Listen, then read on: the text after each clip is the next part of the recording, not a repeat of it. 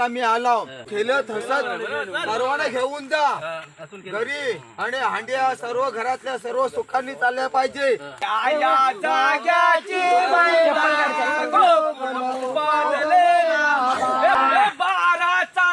गजारा झाला गोकुळ कृष्णा जन्मला पंटी चंद्रभागीच्या काठी डाव मांडला तुम्ही गद्द फुलो का लांडगा दपले बांधा